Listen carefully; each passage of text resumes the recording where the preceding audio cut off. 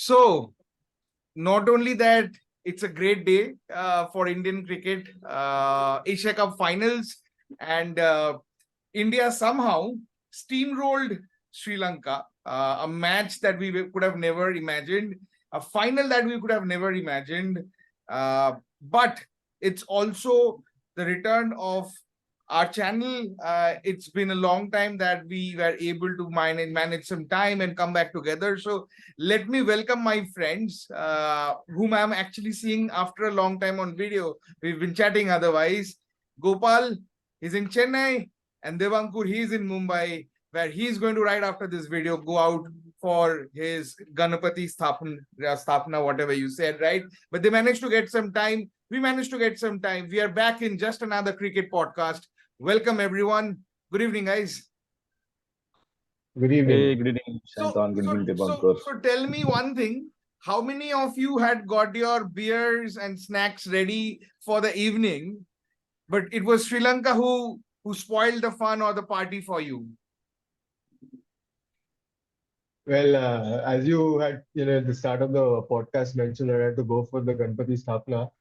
So drinks was off the chart yesterday. So nothing on those lines were planned for.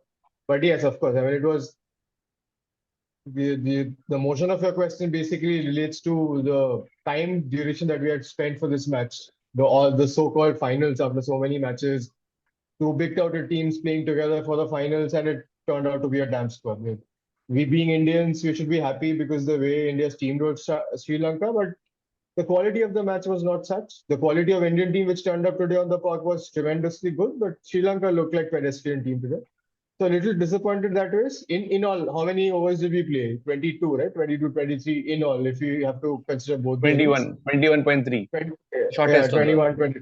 Shortest, yeah. So it doesn't augur well for a tournament final, so to say, and that to a big tournament like an Asia Cup, which is, which people branded as a second World Cup because most of the major, powerhouses are from Asia.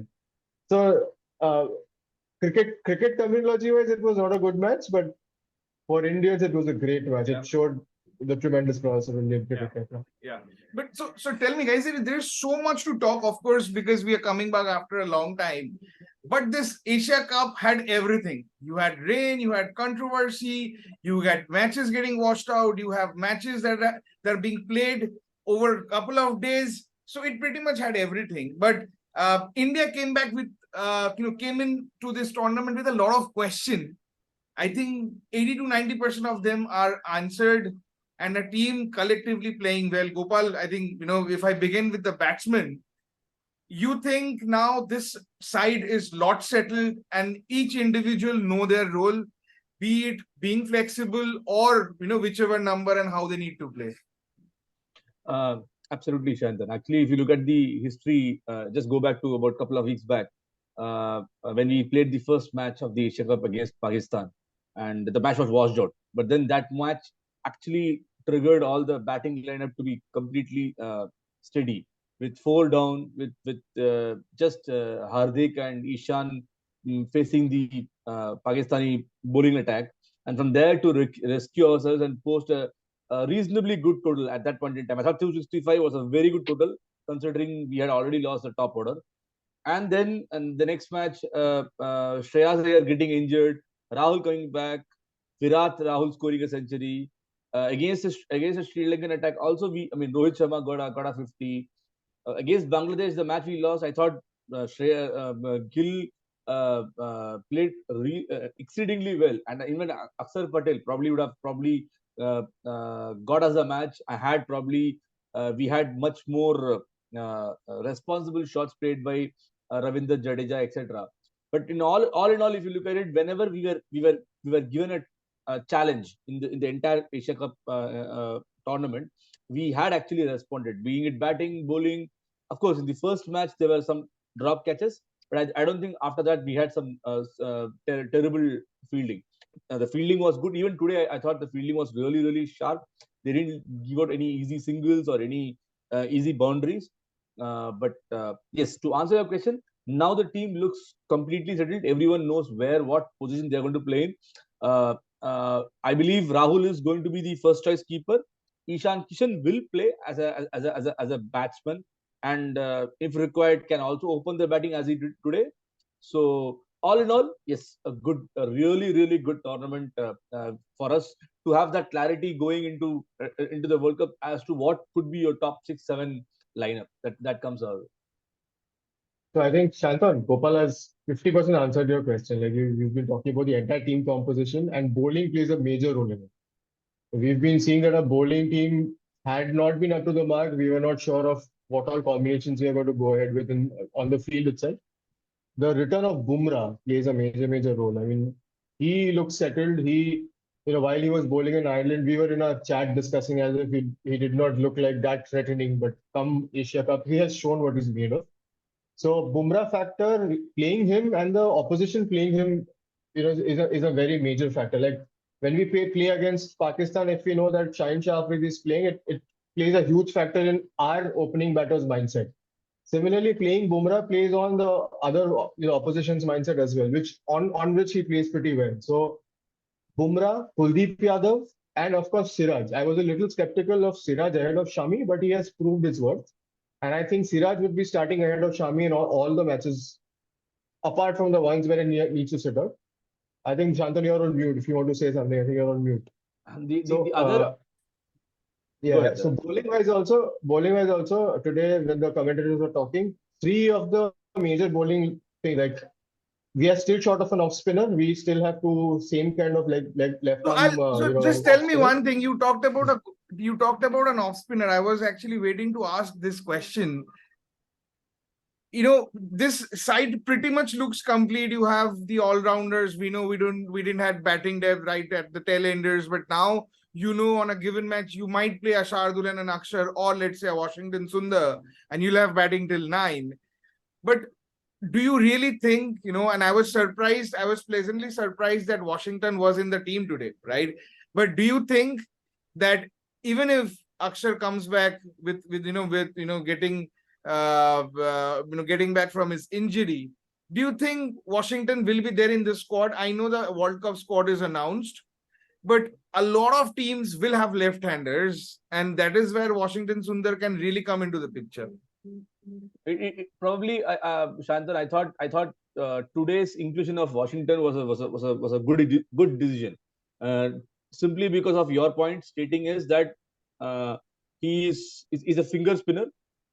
Sri Lankan pitches will have the dryness for him to get some turn first, and second thing is they have all left-handers. If you look at it in the top order, there are about 3 or 4 left-handers who are coming in, and of course, Ravindra Jadeja will bowl that left armer, and Kuldeep Yadav gets that ball from a left hand perspective.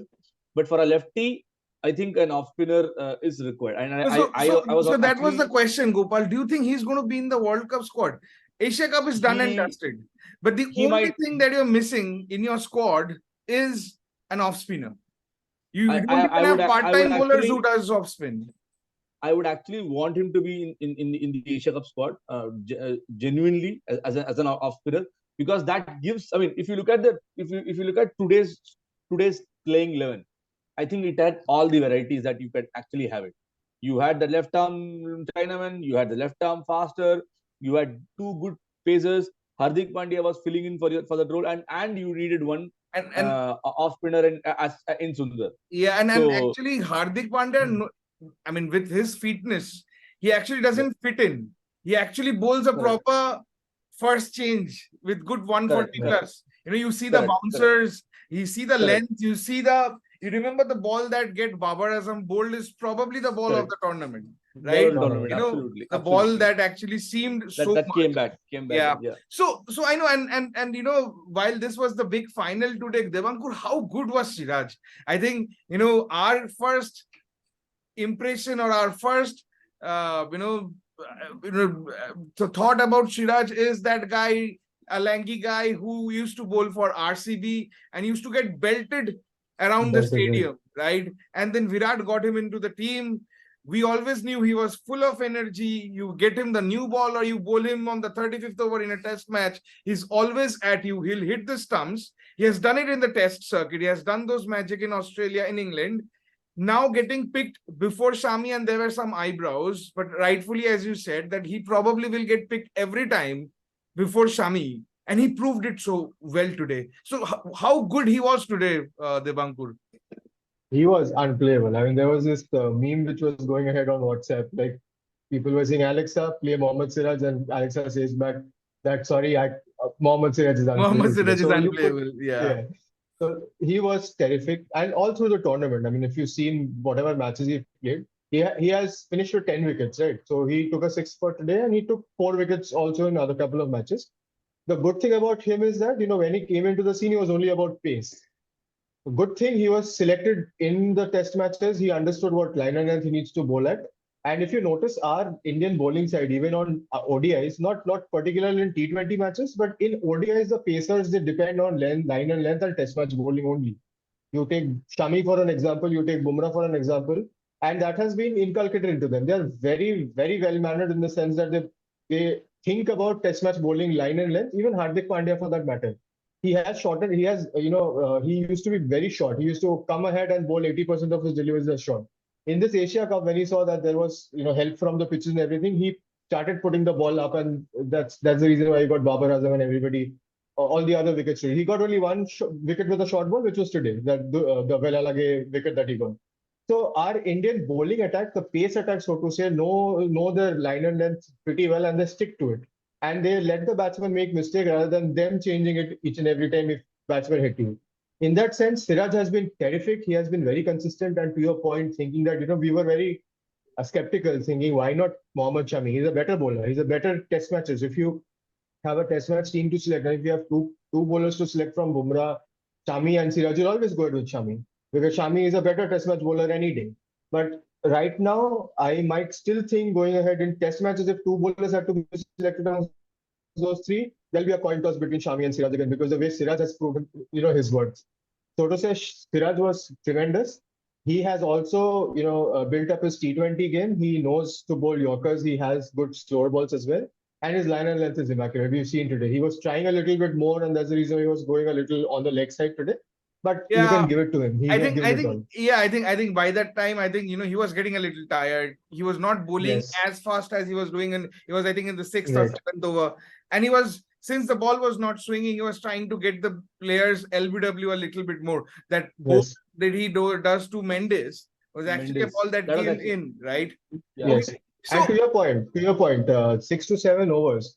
Can you tell me right now in international cricket, which international bowling side would have fast bowlers apart from Australia who can actually at one go can bowl 6 to 7 overs? Any fast bowlers? I think Devankur, probably you are coming to the point on fitness. I think and test match. So I think test matches very much. See, I think if it comes about fitness, maybe there are many bowlers who probably, because in test match you anyways do a 6-7 over spell. I think this is where you'll have to give it to Rohit Sharma. The way he attacked, he knew it is not a 50-over match. It's not even a 40-over match. It's probably a 30-over match. And even then, if this score somehow becomes 150, even after 6 wickets going down, I was still feeling that, they still have a couple of people who can bat, who can hang around. If they get 150, 180 odd, you never know, right? But Rohit really, putting 4 slips, putting that leg gully, giving that extra couple of overs to Siraj, said volumes about the way and this is exactly which was missing. You saw that spring in his steps, the way he was cheering up for every wicket, even the other day against Sri Lanka. So I think India looks pretty complete. We'll in the future, discussions, we'll talk more about the batting and all. Not much to talk about the batting today. Shubman Gill looked pretty sublime. Ishan Kishan did well. I was a little disappointed on the shot makings in the last match. I was not so disappointed with the loss, Gopal. I think I was a little disappointed by the choice of shots that Sky took, Ishan Kishan took, and moreover Jadeja. These are experienced players. I don't mind if you get out to a good ball, but you gifted your wicket. So I don't think there is much of a concern, but I am very keen to come to the other teams. Gopal, what about Pakistan? There is so much of news coming from the dressing room leaks. And there are heated discussions between Babar and Shaheen, and 2 of their premier bowlers are injured. where do you see Pakistan coming up in the World Cup from here on? To be frank, actually, Shantan, I mean, if you just go back to the Sri Lanka Afghanistan match, and had probably Afghanistan beaten Sri Lanka in that match, Sri Lanka would have not played the finals. In fact, Pakistan, it would have been definitely an India-Pakistan finals, because Pakistan would have then thrashed Afghanistan at that point in time. But then, given what has happened over Pakistan for the last 1 week, especially after the Sri Lanka loss, of course, I know that, I mean, they lost against India very badly. But after the Sri Lanka loss, I believe there has been a lot of talks with Babar Azam getting into the dressing room and saying that, guys, I mean, you guys are not, you guys have to perform it out. You cannot be superheroes or something of that sort. I think he has done a pep talk, but I think there was I think a post from Yo, I believe, that Babar Azam captaincy is, I mean, if given in a Yeah. challenging situation, is not up to the mark. And I somehow agree to that, because whenever he has been pushed to that challenging position wherein he needs to take some very tough calls, or he needs to make some adjustments, I don't think he has a good support in his team. Probably at this point in time, I'll probably ask Shadab Khan, Rizwan to support Babar. See, overall, they are a very good side, no doubt about it. But then they have their own problems. They need their openers to click. I don't think Fakhar Zaman has been doing well, and their opening has not done that really well. If you look at the last say 5 or 6 opening partnerships, I think they're not seen the new ball, and they're not scored that briskly. So it's always pressure on Babar to come and score in ODIs. Middle order seems okay with this Rizwan and your Iftikhar, and Iftikhar. Shadab is there. They'll take it. Nawaz might also come in, and then you bring the bowling lineup. Of course, see, when Shadab doesn't fix wickets for you, it's a problem for your team, because you can't expect every time Shaheen Afridi to pick you 4-5 wickets in every match. Yeah, and He see will the be- and see the problem is, I think, and if you have noticed, if Shaheen doesn't pick wickets in the first 3 overs, they're out. he goes They're for a out. lot. He himself goes goes for for a a lot lot. of runs. Lot of runs. Absolutely. And one of the reason is their captaincy. Read, the other day, 252 was a lot of run in that track. I was even hoping that Correct. even 200 runs would have been, because it's a 42 over match. They just allowed to slip the match from the pocket, right? And Correct. Shadab, you talked about, one of my favorite cricketer as well, but he's just not in his zone while he's bowling. He's bowling too many short balls or full tosses, and he's just letting the match go away. So, a premier bowler, your wicket taker, even if he takes a couple of wickets and goes for 75 runs, is not going to help you, because your opponent has got what you would have wanted. Pakistan came in this tournament with only one blemish. They had issues with middle orders, but they had a settled team, settled bowling unit, settled openers. Everyone got run. When they left this tour, Devankur, everything is upside down for them. To an extent, I think Nazim Shah is out. Yeah. I think Nazim Shah is out of the World Cup or World Cup. Cup squad. I think he's not going to get part in World Cup. I believe so. That's the news that is coming in. I think he's out. I think Haris Rauf will still get fit. I see, seeing in the entire piece. I don't know what can happen, but I still feel maybe Imad Wasim can still make it to the left arm who can bat. Imad will get it in place of Nawaz, because he can't replace Shadab. He can't replace Shadab, but then Imad Wasim, if he plays the left arm pacer, I mean the left arm spinner, I think he will be a good addition for them. But then see, Babar has the other piece to look at it, Shantan, is that if you see Pakistan's last say 5-6 matches, or say last 10 matches, the matches where Babar has played, they have won the matches. The matches where Babar is not playing, there are not other people surrounding Babar who are actually match winners. Yeah. So I think that is a very big. Maybe to an extent you can still say, maybe in a shorter format it is Iftikhar, in a longer format maybe a bit of Rizwan, a bit of this and that, and every time their batting used to fail. But it is Babar. It is only Babar. Even in the Nepal match, if you look, even in the other match, wherein against I think Sri Lanka, I believe it was Rizwan who scored at 80 odd. Otherwise, even then the score would have not come. No, and you see this team, I think two major problems with Pakistan is they've not played any premier top class team in the last couple of years. Even when Australia toured them, they gave their B team where, neither of Stark, Cummins or Hazelwood traveled. And the second thing is, I'm surprised. I think Devankur, I don't know what you will feel. I want to hear from you, but tell me one thing.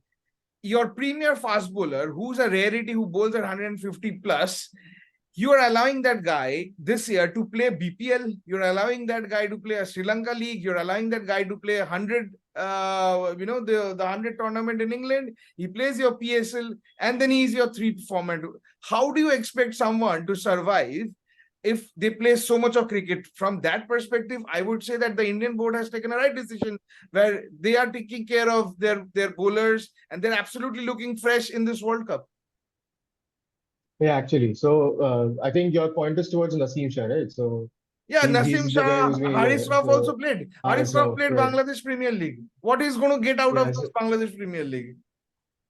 Yeah, so this kind of I don't think so. Their board is mature enough. It could be a big statement coming from me, but the point is their workload management is something that they haven't worked it out as much, because what I can see right now in Pakistan is they're too over reliant on a particular set of 6 bowlers only, who they're trying to kind of rotate amongst T20s, ODIs, and Test matches. It's the same set of 6 bowlers. And to your point of Naseem Shah is very young, right? He's what, 20, 21, 22 He's at 20, max? he's 19, And- 20, yeah. Yeah, so getting injured so this badly, he had a very bad back injury as well, after which he had a long layout. And then the shoulder injury while bowling, in which he's saying that he'll be out for the entire year, maybe he also missed 2024 first half. That shows the extent of injury and his fitness and the workload management by the Pakistan I management. think the problem is not, see, I mean, and you might say there are freakish injuries these days. I feel that he was never completely recovered and he kept playing with that injury. Exactly, It's only exactly. excavated. Correct. Same thing is also happening with Shaheen Shah Afridi, for that matter, right? Yeah. Well, we all remember how he was rushed back to the team just because Shaheen Shah Afridi had to feature against the Indian side, just to create that fear factor. He was rushed back, and he did not seem to be the exact Shaheen Shah Afridi he was. That's the reason why, as a pointing case to you, we were so desperate to have Bumrah back in the side. He took a good long 14 months break, and there were multiple new bowlers which were tried. We got beaten. We went to West Indies. West Indies defeated us. ODI sides, everybody was laughing at us. Hardik Pandya said that's nothing new. I'm unique and all that stuff. We were also angry. But the point is, management was pretty good. The workload management, the NCA that has been set up to actually go ahead, look at the यार ये entire physical कल process. वाला Bangladesh match देख लो ना. These guys Exactly. could not even leave to play against Uganda or Nepal. कल परसों वाला देखो ना. I think Rohit Sharma was very content कि even if we lose, no matter what, it's okay, but let these guys. So what if World Cup is a long tournament? What if suddenly a guy gets Exactly. injured and your new guy plays in a crunch situation? Something that happened with Zaman Khan. Bloody he debuted. And then he was bowling the last over, saving 8 runs, and he did so well. I mean, had it not been for that edged boundary, they would have won the match, right? So Yes. I think Pakistan, will have a lot of questions, and they do not have, that they play their first match in 20 And days. they don't have a from now. time. They don't have And time. they don't have time. They The don't other have any prob- matches also. you- I don't you think there's any matches. So So Devankur kept from the- talking about their management. Their management keeps changing. 5 times in a year, you change your president. What do you expect? I mean, I would still say kudos to the player that they're playing in a regime where you don't even know who's your boss's boss and super bosses are, right? But I think overall, Pakistan would have, they'll still be that dangerous side. They'll still, somehow hope a Netherlands wins a game here or a team he wins there or loses there, and they'll probably scratch to that semi-finals, and I'll not be surprised because Pakistan always have that oomph in them. Coming to the Yeah, other that's it. sides, That's what. Yeah. They'll be they're not a top 4 contender if you have to talk they about were probably contenders right top now. 4 before this tournament. They were probably one of Maybe, the top yes. 4s before the tournament. They were number one. They were number one ODI side when they started playing Asia Cup. Just because they were playing against Zimbabwe, they were not playing any team of note. I mean, as you said, as you correctly pointed out. But to your point, right now, looking at all the other ODI matches that are going around in the world, Pakistan right now is not a top 4 contender. They'll scrape through, of course. I mean, they do miracles. They turn out. They give their 110% in certain matches. They give their 10% in certain matches. So they might lose to Afghanistan. They might defeat Australia. They might defeat India. Yeah. So they're the most unpredictable team. So they can get to top four. But if you ask right now, who are the top four contenders for World Cup to 2023, Pakistan is nowhere to. Yeah, well, I'll hold on to that thought because we'll have a lot more shows on the World Cup coming as we Yes. progress near to the date. In the last section of our today's session, let's talk a little bit quickly on Bangladesh and Afghanistan.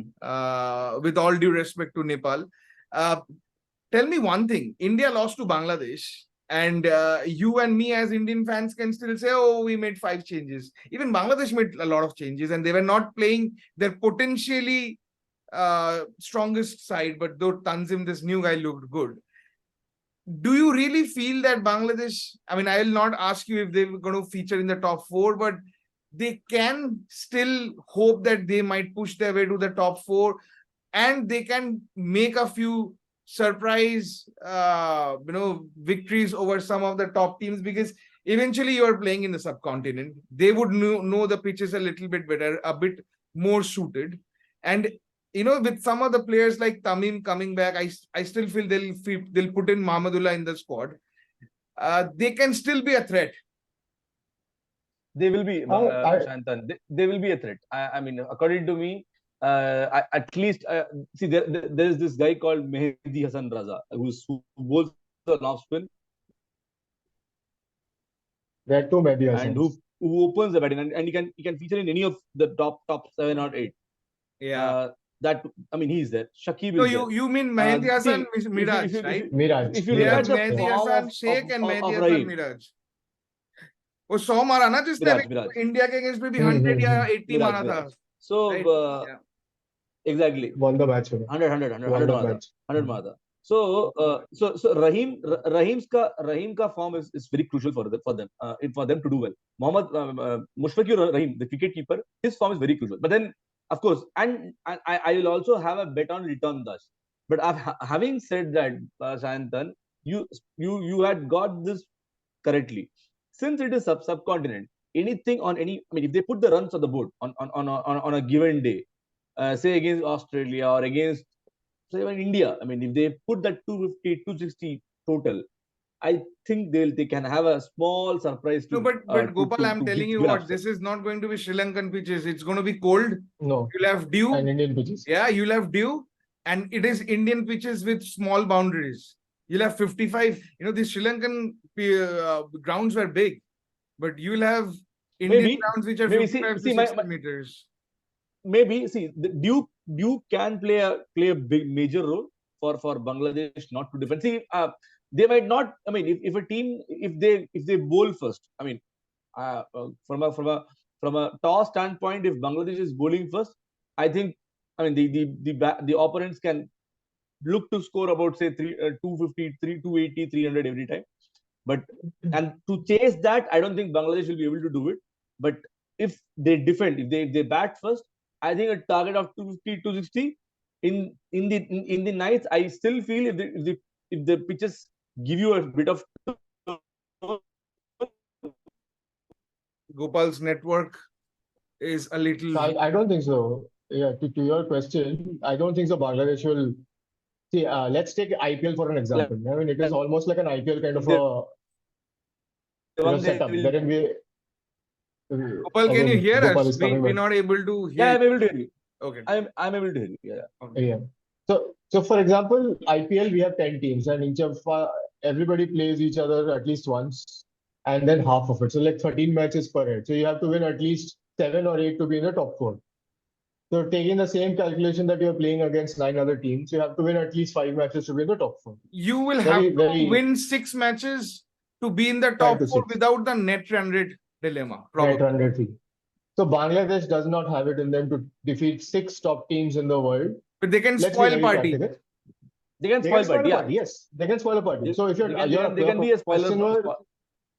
Your question was, will they come to the top 4? No way. They will not. There is no chance that they come in the top 4. Yeah, they will not come in the top 4. But if we ever have Bangladeshi fans watching our channel, they'll absolutely hate and report our channel for saying that's okay. That's so okay. Early. That's okay. That's fine.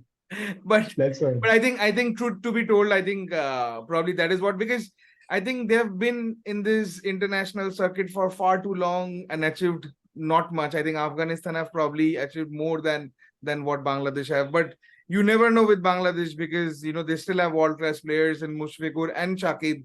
Tamim is going to be crucial, though he's going to come with not a lot of match practice with him. Let's talk about Afghanistan. I think this team is very close to a lot of us, right? Because yes, quite a bit of them plays in the IPL. They had Dehradun as their home ground. Palam is where they used to practice. But tell me one thing, I still feel, if I keep my fanboy aside, they are not there yet in the 50-over cricket. They do not have that Not batting, really. they do not have that bowling to trouble a side for 50 overs in this longer format.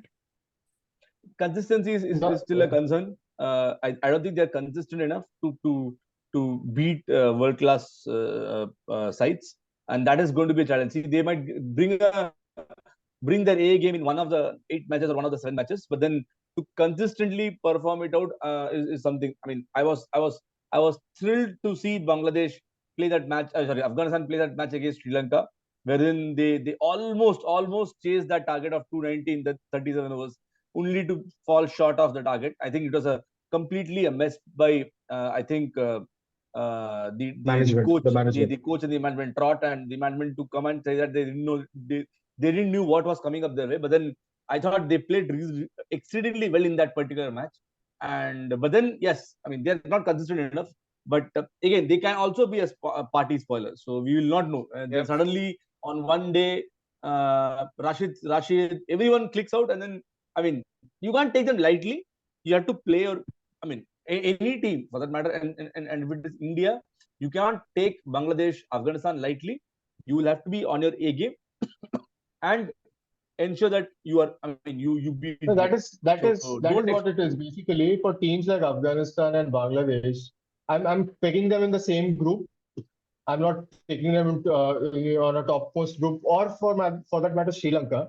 These guys, if you give them a target, say for example that you'll have to win this match by this amount, or let's forget that they are building up a tournament, right? We'll have to build this tournament up. We have to win each and every match. You'll have to strategize. You'll have to play that particular match out in such a way like England does, Australia does, India does, New Zealand does. So they're approaching each match, that particular device. But if you give Afghanistan saying that you'll have to defeat India, you have to score 350 runs in 40 overs, they might win that match because they know that this is right up the rally. This is how they have to play. That's the T20 way of approaching a game. But if you ask them to build an innings, they might falter. They do not know how to approach that innings particularly. So Or that thought process, if they do it in one match, if you ask them to do it for 2 more matches, consistency, they'll not. yes, that Yeah, may so- not, absolutely. So there are that teams is who where will the score difference comes in. 300 against Pakistan and also get bowled out for 60 odd runs as well, right? So I think Absolutely. agreed. So overall, I think I'll come to the end of our session. I know we had so much to discuss, and we will, as I think we all three promised, will do much frequent shows after this. But overall, a tournament which had a history, which started with a lot of controversy and a lot of rain. I don't know, you'll probably have to scrap that weather update, which always showed 90% of rain in Colombo, which just, confused a lot of us. A reserve day, which was pretty much against the spirit of the game because you're having 2 playing conditions. But all in all, as a cricket fan, you don't want washed out matches. You want matches to happen. You want the contest to happen. You don't want 15 over matches or 20 over matches for a contest. You want the maximum. You got that. Team played well. They did their best. I think this was a good preparation for all the teams playing before the World Cup. You're not playing against minnows. You're playing constantly against teams that are going to challenge you on the field with the ball in hand, with the bat in hand as well. And overall, India, I would say, look by far the best team. They are the duly rightly champion. Siraj bowled exceedingly well. The complete team did pretty well throughout the tournament. And a happy ending. They'll still have 3 matches. I just hope that neither of the teams take these 3 matches seriously. I just hope that they don't give their 100% in these 3 matches. You never know when that freakish accident is waiting, a broken finger or a torn ligament, and you are out of the big one, the World Cup. With then, we'll come to the close of this one. It's been good to talk to you all. Hopefully, you're still following us and looking at us. Please share your feedback and comment with us. You are watching just another cricket podcast. This is Shantan on behalf of Gopal and Devankur signing off. See you soon. Good night. Good night, everybody. Good night.